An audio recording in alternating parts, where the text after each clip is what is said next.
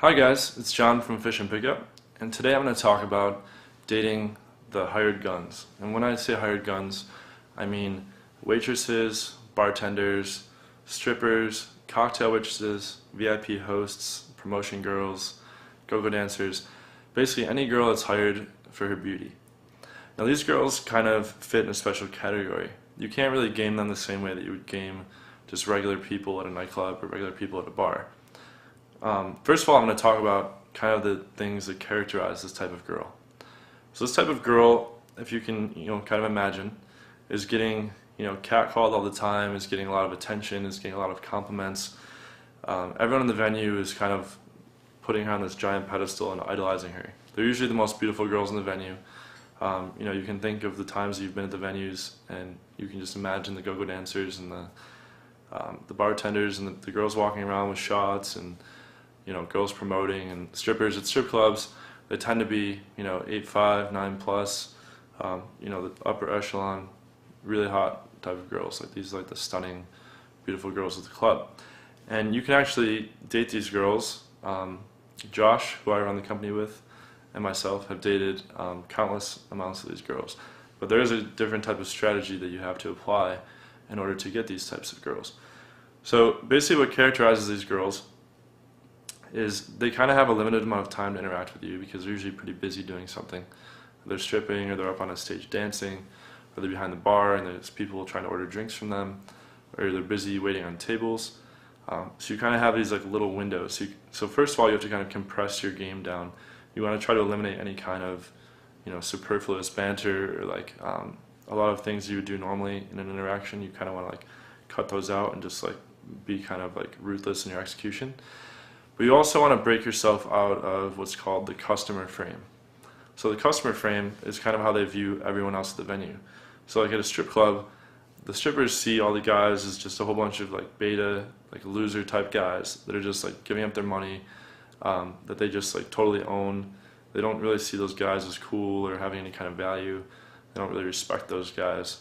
So when I walk into a strip club, the first thing I'm doing is breaking out of that customer frame. So a stripper comes down and says like, "Hey, what's your name?" The typical guy's gonna be like, "Hi, I'm Joe," and she's gonna be like, "Cool, where are you from?" And he's gonna be like, "I'm from here, blah blah blah." And she's like, "Wow, you're really cute. Do you want to go get a dance?" And she's just executing her program, trying to get you to go get a dance from her, much like a pickup artist would be executing his program, like trying to get a girl home. So the first thing I'll do is I'll be like, when she says like, "What's your name?" I'll be like, I look at her and like with a smirk on my face, I'll be like, "Who gives a fuck?" And like no one's talking to them like that, so it's like kind of like snaps you out of that frame.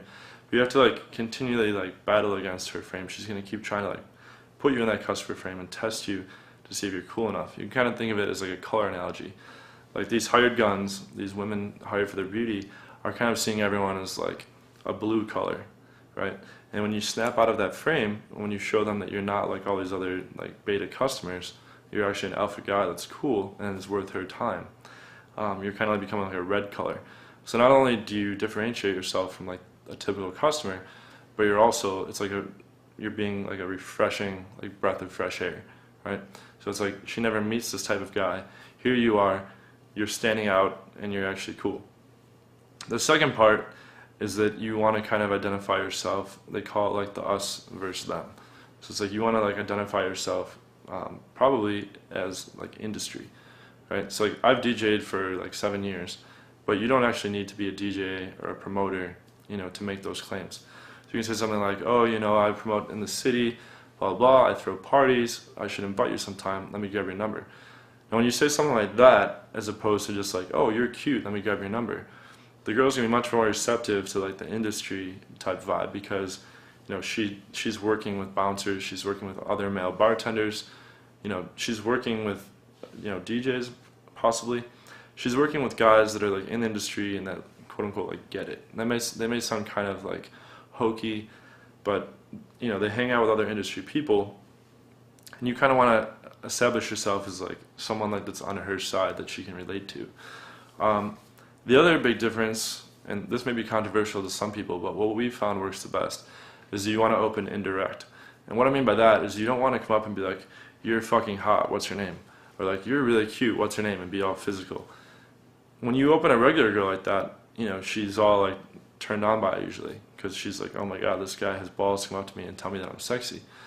When you go up to a hired gun and you act like that, it kind of just blasts all these defense mechanisms, because she's dealing with that kind of shit constantly. There's all these drunk guys, there's all these low value guys that are like, you're fucking beautiful, you're amazing, you're this, you're that, trying to grab her. So she's, she's on like high defense alert, and she doesn't have time to deal with all these guys. She's not going to stop and be like, oh, you think I'm sexy? Oh, you think I'm cute? Well, she's, they're working.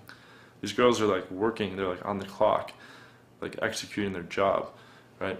So you kind of have to like get in, quickly establish you're not a beta customer, quickly establish that you're kind of like in the industry, you're like on her side, and then kind of show her, that you're not just fucking like throwing yourself at her just because she's beautiful, which is why we advocate indirect.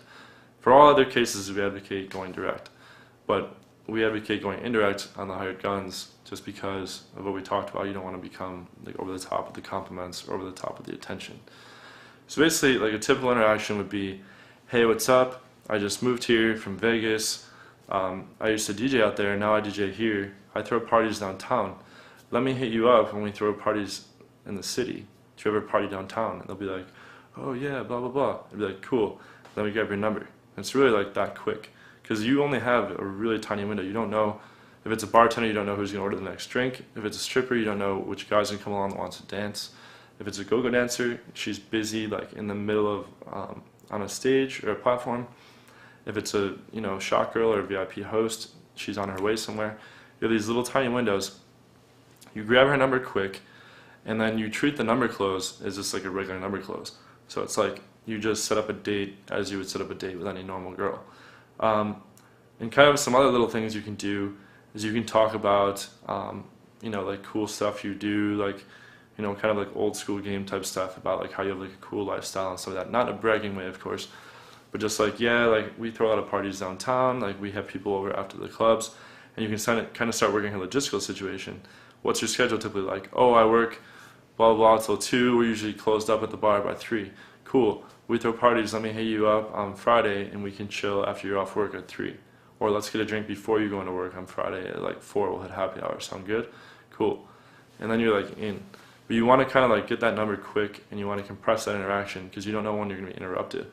One other thing to mention is you can kind of like continue the interaction through separated time intervals. It's like you're in there, you grab the number. If she can't give it to you, you tell her like it's cool, like just say it out loud, because all these girls can't give their number at work. It's cool, say it out loud, I'll memorize it, cool. But then she goes and does whatever she's doing. You see her later on, you build up a little bit more rapport, you build up a little bit more comfort in the interaction, because she's busy, you only have these little tiny windows to interact with her. Or if you're back at the venue again the following week, you can do that as well. So that pretty much sums it up. Thanks for watching. This is John from Fish and Pickup, and see you next time. So if you're interested in finding out more about how to seduce women, click the link below to see hidden camera footage of the step-by-step process I use to meet women, take them home, and fuck them. All of this is available on my website, seductionmindhackslive.com.